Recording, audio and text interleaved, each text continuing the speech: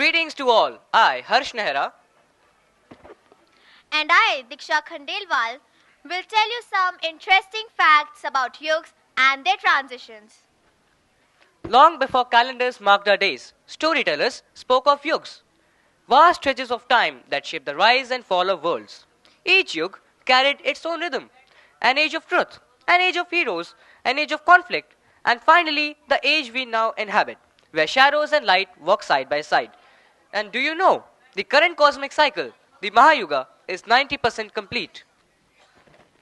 And a cycle of 4.32 million years is divided into four great ages. The first yug, the Satyug, which is the golden age of truth and light, and it was the longest of all ages. There was no conflict, no crime, and no social divisions. The second yug, the Treta Yug, the silver age of nobility and duty, an age of great epics like the Ramayana. Kings and dynasties emerged and yagna was required for divine connections. The third yug, the Dwapar Yug, which is the bronze age of struggles and imbalance. Dharma rests on two legs and leads to the Mahabharata. Greed and conflict spread. People became more materialistic, ambitious, and divided. The fourth and the final yug, the Kal Yug, the iron age of darkness and decline. But even a small act of dharma brings immense benefit: widespread corruption, inequality, and conflict. And are you all aware that when the cycle ends, it begins again? हर युग ने हमें बदला, हर युग ने हमें एक नई सीख दी. समय का चक्र हमें हर युग से कुछ सिखाता है. सतयुग से धर्म, त्रेता से त्याग, द्वापर युग से ज्ञान और कलयुग से विवेक. And now it is time to acknowledge the foundation and the great legacy of our past. Absolutely, Diksha. Our past is our strength and our greatest inspiration. So, let us begin the journey of Yug Parivartan, the transformation of eras, by paying homage to our legacy. यह है समुद्र मंथन की कथा, एक ऐसी घटना जिसने ब्रह्मांड का संतुलन फिर से स्थापित किया. ऋषि दुर्वासा, जिनका तप और क्रोध दोनों ही जगत में प्रसिद्ध थे, एक दिन इंद्र को एक दिव्य माला भेंट करते हैं, लेकिन इंद्र उसका अपमान करता है. उसे अपने ऐरावत हाथी के मस्तक पर रख देता है और हाथी उसे जमीन पर पटक देता है. दुर्वासा का क्रोध भड़क उठता है. देवताओं, अब तुमसे तुम्हारा तेज, बल और सौभाग्य छिन जाएगा. कमजोर और हताश देवता भगवान विष्णु के पास पहुंचते हैं. विष्णु उन्हें सलाह देते हैं कि अमृत को प्राप्त करने के लिए असुरों से मिलकर क्षीर सागर का मंथन करें. इस मंथन से अमृत निकलेगा, जिससे वे अपनी शक्तियां फिर से प्राप्त कर सकेंगे.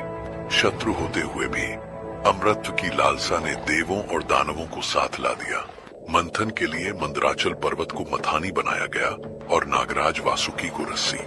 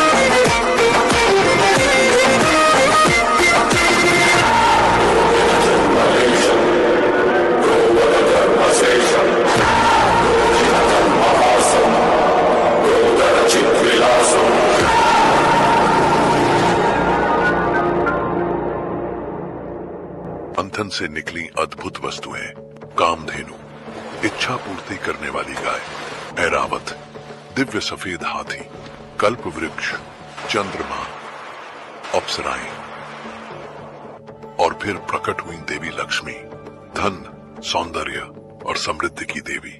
लेकिन इस चमत्कारी प्रक्रिया के बीच अचानक निकलता है हलाहल, एक भयंकर विष, इतना प्रचंड कि सारी सृष्टि नष्ट हो सकती थी। घबराए हुए देवताओं ने भगवान शिव से प्रार्थना की।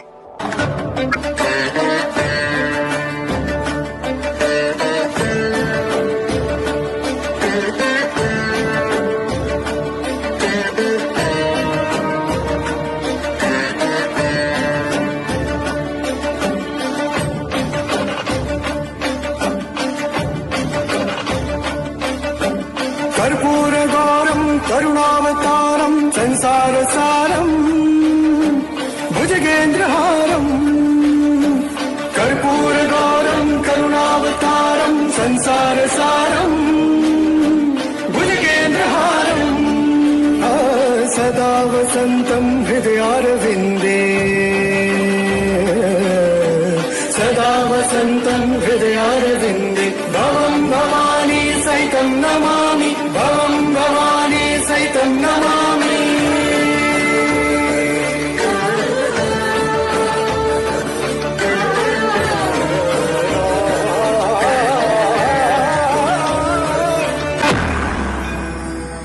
जब शिवजी ने उस विष को ग्रहण किया तब माता पार्वती चिंतित और सहमे सी थी।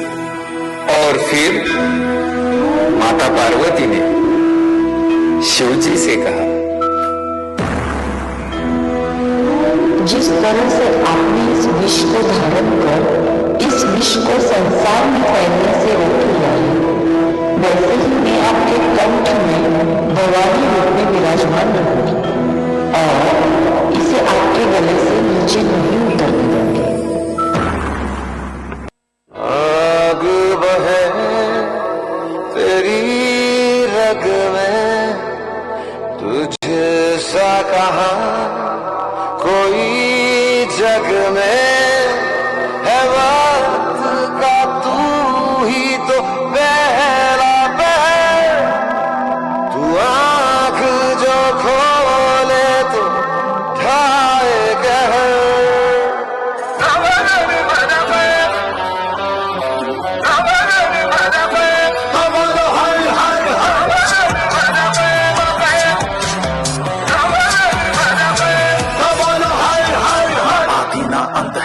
वो सबका ना इनका उनका, वही है माला वही है मन का, मस्त मलंग वो अपनी धुन का, मंत्र अंतर ज्ञानी है सर्वज्ञ स्वाभिमानी, मृत्युंजय है महाविनाशी, ओंकार है इसी की वाणी, भांग धतूरा बेल का पत्ता, तीनों लोग इसी की सत्ता, स्पीकर भी अडिग अमर है, महादेव हर है जत्ता। वही शून्य है वही इकाई, वही शून्य है वही इकाई, वही शून्य है वही इकाई, जिसके भीतर बसा शिवाय।